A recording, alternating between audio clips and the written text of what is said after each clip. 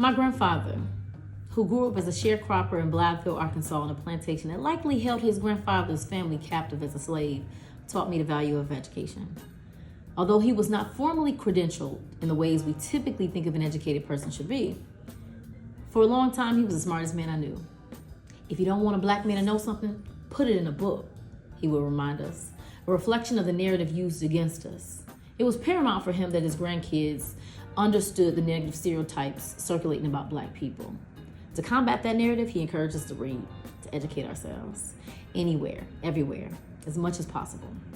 Before I could fully grasp the depth of his lessons, I would rummage through old books on his bookshelf, searching for the thing that a black man was supposed to know, only to find out that it was the knowing itself that he was referring to, the kind that only comes from having access to more information than you currently know.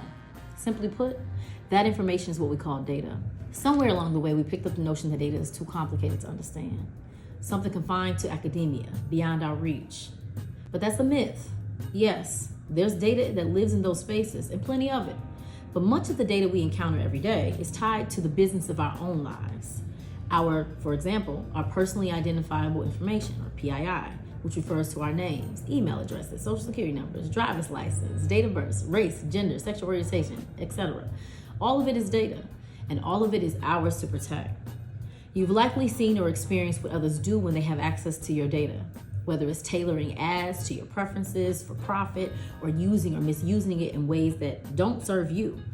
Others are not going to protect it for you. It's up to us as individuals, communities, and as a village to protect our own.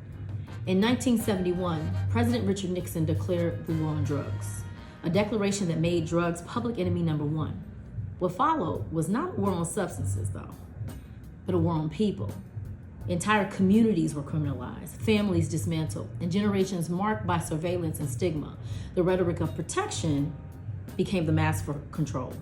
Today, more than 50 years later, we're witnessing another quiet but equally devastating front, the war on data. It may not fill jails, but it erases stories. It may not destroy homes, but it distorts the truth and invalidates lived experiences.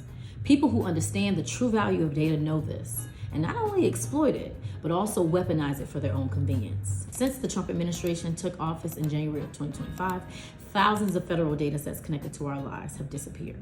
When you erase key data related to the people, you're also erasing the documented real experiences of everyday people, and subsequently, the financial resources required to support their livelihoods and overall well-being. Just as the war on drugs targeted black bodies, this war on data targets black realities, deciding whose information counts, who gets distributed material resources, and whose stories are visible and whose experiences are rendered invisible. This war impacts more than just black folks, though. It impacts all of us.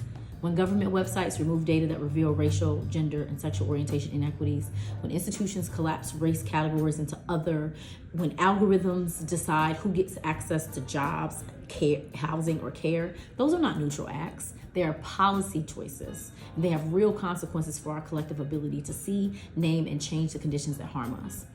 My grandfather didn't use the word data, but he understood its power. He knew that knowledge and who gets to hold it shapes freedom. To read was to reclaim access. To learn was to resist erasure. And to share what you know was to multiply power. So when we talk about protecting our data, we're not just talking about cybersecurity. We're talking about safeguarding our people, our communities, and our right to self-determination. We're talking about ensuring that information collected about us is accurate, accessible, and accountable to us. Because data, at its core, is not just about numbers, it's also about narratives, our lived experiences. It's evidence of our existence, and if we don't protect it, someone else will define it for us. The war on data is not theoretical, it's happening now. In deleted public dashboards, defunded research programs, and the quiet rewriting of what counts as truth, and what's widely accepted as knowledge. But just as my grandfather taught me, knowing is the first act of power. The next act is using that knowledge to build systems that reflect who we are in our fullness and complexity. This is why we, at the Black Researchers Collective, have decided to publish a policy brief entitled The War on Data. It's a call to action to demand transparency, to democratize data access, and to ensure that information serves the people it describes. Because protecting our data means protecting our democracy, and protecting our democracy means protecting all of us. Peace.